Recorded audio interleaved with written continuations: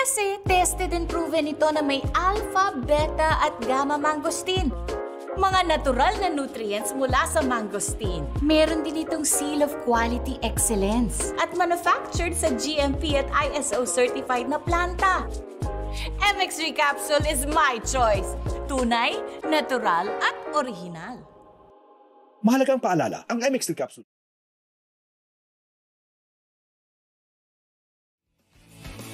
Ito ang number 1, 06.7 Energy FM.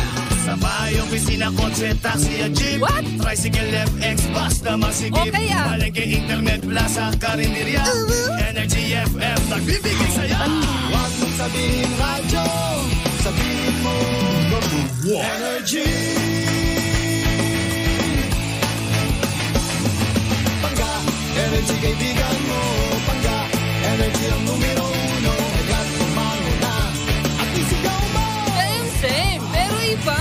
Huwag mong sabihin radyo, sabihin mo Energy. Cheers, Miss Jabaglita! With Tita Cora and Kapitana Sisa. Same, pero iba. We are number 106.7 Energy FM. Pangga, wag mong sabihin radyo. Sabihin mo. Diba? Sa lahat pa rin po ng aming mga panggano nakatutok at bukas ng kanilang mga radyo. Isang magandang umaga po sa inyong lahat.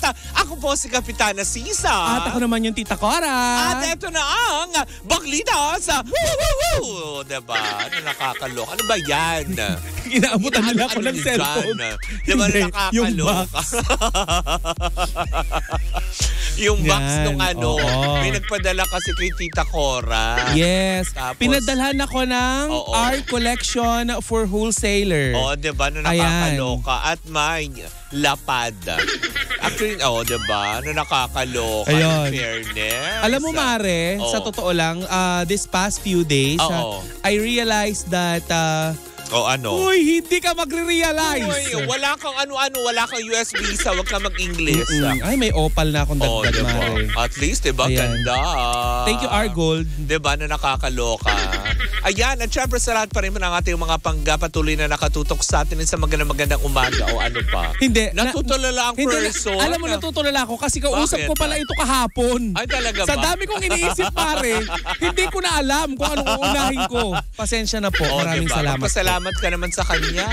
Argold, thank you. Ayan, diba? Na nakakaloka. But anyways, nako, eto mukhang hindi magpapasalamat ang mga chichika natin for today's video. Ay, hindi, Mare. Dahil nagyayamot ang mga Bakit? person. Yamot ang mga person kay Dennis Trillo ngayon. Ay, bakit? Na nakakaloka, day. Diba? Yung mga TikTok live kasi ng mga ganyan. Minsan kinapapahama kasi minsan natin. Ay, hindi. Naglinis lang naman ako No, TikTok. nakakaloka. Eto na ang chika for today's video na nasagap ko, diba? Eto nga, kasi nga, minsan yatang nadaanan yata na nagla-live sa TikTok or siguro may nag-message ng isang panay kay Dennis Trillo kasi nga mainit ang pinag-uusapan ngayon tungkol nga sa hindi pagkakasama ni Jeneline Mercado sa station ID ng GMA7 na inilabas kamakailan. So marami ang mga naka-notice and everything na baka tuluyan na nga talagang lilisanin di umano. Kasi daw di ba napapabalita ni na Jeneline. lilipat Oo. na? Hindi, actually, di ba? Kasi una na siyang pumirma under Star Music, di ba? Kasi meron siyang album na ilalabas na ipoproduce nga ng Star Music. Aha. So, eto na. May na mga napadaan na syempre na sa mismong page na itong si Dennis Trillo na kung saan nga naman merong isang panay naman na magalang na nagtanong sa kanya. Actually, Yes. tinawag pa nga siyang Kuya Dennis parang tinanong sa kanya, ano po bang nangyari? Parang ganon, something like that na bakit yan, diba? Na Kuya Dennis, diba? So, tinatanong siya ng bongga. Tapos, di ba, di po ba parang tipong bakit wala siya? Totoo bang lilipat na si Jeneline sa ABS-CBN? Oo. sumagot ang Dennis Trillo. Anong sabi? May ABS pa ba? Oh, diba? Uy, Dennis. So, eto na. Ayan, diba na nakakaloka. So, nagalit ang isang netizen at talagang yan ang sinagot na ang kapal naman na magtanong kung may ABS pa ba. Kasi kung matatandaan ng lahat, si Dennis Trillo, nagsimula ang kanyang karera 2001 sa bakuran ng ABS-CBN. Bago siya mapunta sa Kapuso Network. So, parang sa iba naman, parang, teka sandali, bakit ganun yung mga salitaan? Pero may pagpapaliwanag siya dun, Mare. Ano ba yung pagpapaliwanag May niya? pinaliwanag siya na tipong, ang sinasabi niya nga doon na parang tipong, sige, screenshot nyo, eto pa, tatanungin ko ulit, may ABS pa ba? Tapos parang in-explain niya kasi, magkaiba kasi daw ang Star Music at ang ABS-CBN. Nakapirma si Jeneline Mercado sa Star Music, pero hindi sa ABS-CBN. Ginagano niya. Yun ang explanation niya. So, syempre, ang kapamilya fandom ay pinupog talaga siya, Mare. Nang alam mo, yung samut-saring messages na parang tipong ang dami ng mga spekulasyon na parang sinasabi na ang harsh mo naman magsalita sa ABS-CBN kaya hindi ka nagkakaroon ng projects na malala. Tapos may mga netizen pa nagsasabi na hindi ka nga A-lister dyan sa Kapuso Network na artist. Wala ka nga endorsement. Yan ang mga bumalik sa kanya mga salita. Mare, na nagresulta na nag-off siya ng comment section. Diba? So, at tapos parang after yata ilang binura daw yata na yung parang content or video na nandoon kung saan may nagtatanungan. Kaya tuloy nagiging laughing stock ngayon at nagiging parang punchline ngayon. May ABS pa ba? May ABS pa ba? Ganun, Mare. Tapos hindi nagustuhan ng mga netizen yung sagot niya sa mga tao. Na dapat na lang siguro sana daw na alam mo yun, sibilisado na lang, na tipong kung ayaw niya sagutin, or di naman natin masisisi, baka nung mga panahon na yun may pinagdadaanan siya. Diba? Tapos siguro na hindi naman natin masasabi. Let's give the benefit of the doubt. Tsaka isa pa, yun din ang tanong ng ibang mga netizen. Yes. Na baka naman daw na na-hack daw yun. Hindi ako naniniwalang na-hack. Kasi siguro yun daw yung sinasabi ngayon, na-hack daw yung account niya. Sabi ng mga netizen, Mare, alam mo kung ano, sana nilagyan na lang din niya ng charot sa dulo. Para lusot. Hindi, Mare, hindi ako naniniwala. Feeling ko lang, hindi lang naipaliwanag ng mas maayos ni Dennis at naibagsak ni Dennis ng mas maayos yung kanyang salita. Ang ibig siguro niyang sabihin ay may glory days pa ba sa ABS-CBN kagaya ng dati. Ganun yata. Di ba? Pero syempre, Mare, alam naman natin ngayon na ang ABS-CBN namamayagpag sila not only sa GMA7 kung hindi na sa All TV na sila. Nasa TV5. May ibang platform, di ba? May mga ganyang aspeto. Yes. So, kasi siguro yun yung nag-trigger, Mare, para replyan niya yung isang netizen na bakit may ABS pa ba? Hindi, Mare, aminin naman natin, talagang itong mga nakaraang taon, talagang naaapi naman talaga ang ABS-CBN. Pero diba, sabi nga din diba sa Biblia, Mare, ang mga ibinababa ay itinataas. Ang mga nagmamataas ay binababa. Yes. So ngayon, itinaas na ang moral ngayon ng mga taga-ABS-CBN na dating inapakapakan, sinisipa-sipa. Pero ngayon, tignan naman natin, diba? Sino sumipa? Diba? Ha? Si Kibuloy Charot. Hoy! Kasi diba, nagigil siya kay Meme, no? Gusto mo ipahinto ko yung programa mo. Hindi naman niya sinabi ipahinto. Hindi, gusto mo sumunod din. Kasi diba, nung sinabi yun ni Meme Vice natin. Kasi diba, biniro yung traffic. Oo, diba? Na parang ang lakas-lakas daw ng trip niya. Anyway, balik tayo kay Dennis Trillo. Traffic sa EDSA, hindi ka niya mapahinto. Balik tayo kay Dennis Trillo. Kasi ako'y shokot, ma'am. Na-stress ba yung kilay mo mula sa Sophisti, bro? Oo nga, Mare. Ate Leslie, hello. So eto na nga, kasi tinanong-tanong mo pa ako sino yung sumipa eh. Hindi, kasi malay mo naman yung mga Alam mo naman yung bakla, so much information. Kaya nga. Kala ko naman yung isang congressman. Ay, hindi din pala. Sorry po. So eto na nga, mabalik tayo, Mare. So yun lang ang pinanggigilan kasi ng mga tao doon, Pero let's give him the benefit of the doubt kasi maraming ganyan, Mare, sa social media. Kasi alam naman natin, kahit verified yung account, di ba, na ipopost yan kung saan-saan, tapos ilalagyan nila ng mga captions, di ba? Nangyari yung kila Annabel Rama at saka kay Sara Labati, di ba? Yung nagpapalitan na sila ng maanghang na salita na gamit yung social. Yung pala mga fake, di ba? So yun naman ang tinitignan na aspeto ng mga tao. tao. Pero gaya nga ng sinasabi ng iba, 'di ba? Kasi social media yan eh. Tapos nagtataka sila na bakit nag-off. Nag-off ka ng notification tapos biglang na-down mismo dun sa page.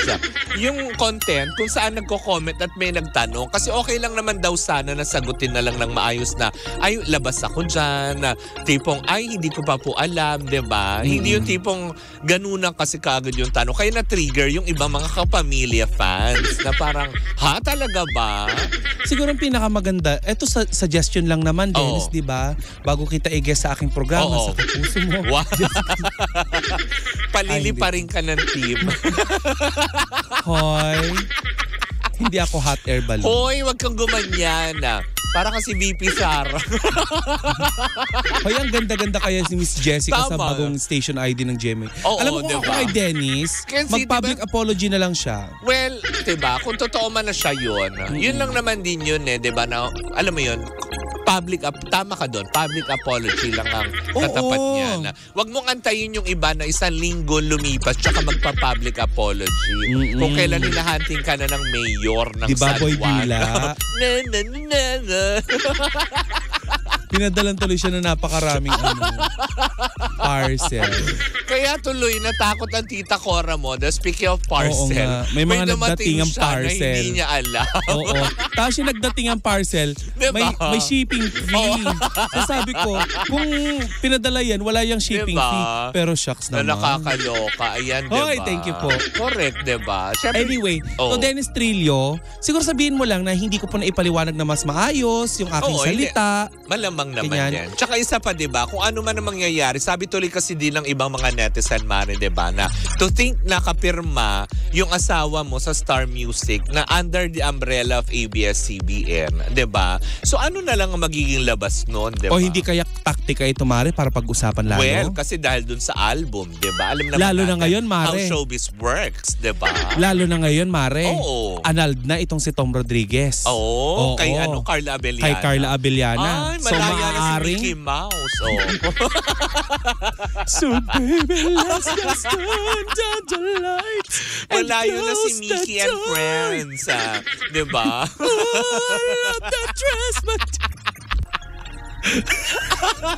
Wag kang kumanta ng ganyan.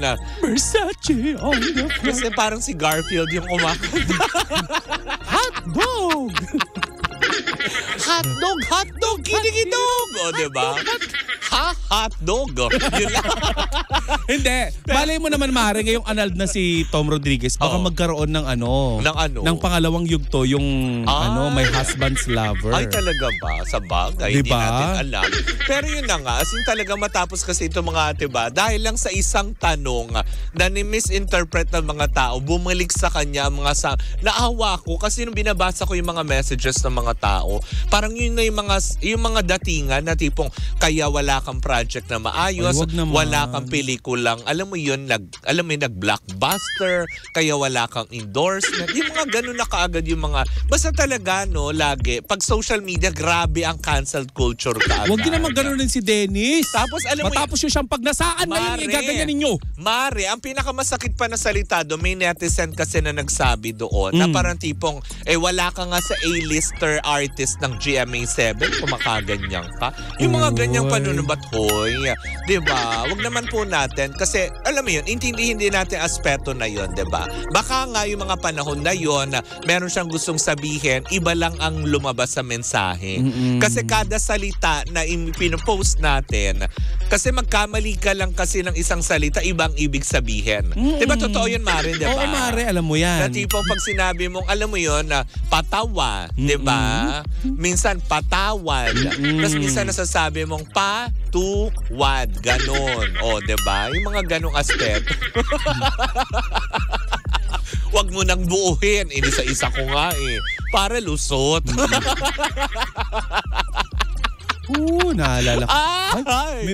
May ilaw. O, diba? Ay, kinukuha na ako ng liwanag. In fairness, ang ganda mo dyan sa liwanag na yan, Mare. O, Sunog. gumanda ka dyan. O, Akla. pak. Yes po, nakakasilaw. Kinukuha ka na. Huwag ka sumama. Anyways, parang nagkaroon ka bigla ng, ay, may idea ako, gano'n. So anyways, diba? So much to that. Sana, antayin na lang natin ang official statement. Ang pagsama sa liwanag. Hindi. Silaw ako, bakla ka. Diba? Pero yun na nga, antayin lang natin ang official statement na manggagaling mismo kay Dennis Trillo. Ay, for sure, hindi yan manggagaling kay Dennis. Sa kanyang management sa siguro. Management niya. Diba? Na sana malinawan ito kasi habang yun, lumalakad yung araw, palala ng palala yung mga tao. Tsaka isa pa, diba? Let's give him the benefit of the doubt. Baka nga naman, gaya ng sinabi, na-hack yung account. Kasi kung na-hack man, talagang may mga ganyan or meron lang may galit sa kanya na inano yung account niya. Diba? May mga ganun hindi natin masasabi. Ako mas naniniwala ako na hindi niya na ipaliwanag na mas maayos yung kanyang sagot. Kaysa dahilan nila na-hack. Diba? Oo. Kasi yun yung unang lumabas sa balita, na-hack daw after nung mag-viral na nung kanyang pinost na yun at paano niya sinagot yung tao.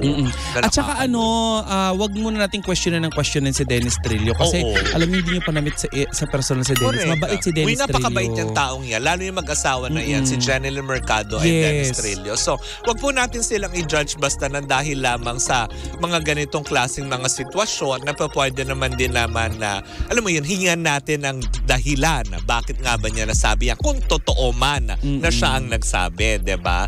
Pero hanggang ngayon wala pa rin nilalabas sa official statement. Wag po na tayo magspekula ng kung ano-ano dahil alam naman po natin kung gaano kadumi maglaro sa social media ang mga tao na i-incorporate sa pangalan ng mga artista, mga sino. At saka Mare, itama nyo ang itinatag nyo, hindi si Dennis Padilla. Oo, diba? Trillo. Tama naman. Hindi Roldan? Ano? Dennis Roldan.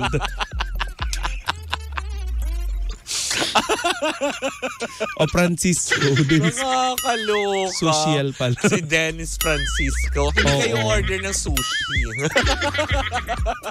Oo nga. Dennis. Anyways, diba? So much to that, chika, dahil talagang super trending ngayon, diba? Ulitin ko lang din ulit, diba? Let's verify first ang ating mga, alam mo yun, ating mga pinaniniwalaan at pinanonood on social media, diba? Correct. Kasi, alam mo yun, baka at the end, comment tayo ng comment. Diba yun nga sinasabi, think before you post. Kasi diba, hindi porket nag-comment tayo yung mga ganito. Tandaan nyo, lahat ng ginagawa ninyo on social media, lahat yan may karampatang consequences na dapat din ninyo harapin. Kaya sinasadya man o hindi, bugso ng damdamin, opinion nyo lang. Lahat po yan dapat, alam mo yun. Kalkulado mo lahat ng galaw mo sa social media. Oo, diba? Hindi yung tipong kung ano-ano na lang ang sinasabi. Tignan mo ako, ban ako sa TikTok. Oo, diba? Kasi nga, diba? Nagpakita ako ng website. Diba? Kung di ka ba naman talagang, alam mo yun, kapita-pitagan. Hindi ko pwedeng baguhin yung vowel. Doon sa kapita-pitagan. Yun. Kasi baka maban tayo for life. Baka dito tayo maban.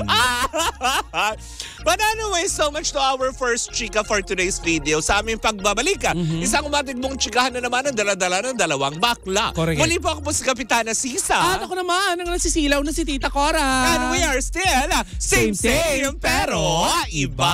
Tuloy-tuloy pa rin po ang ating tugtugan. Siyempre, dito po lamang yan sa number 106.7 Energy FM. Pagka wag mong sabihin radyo. Sabihin mo,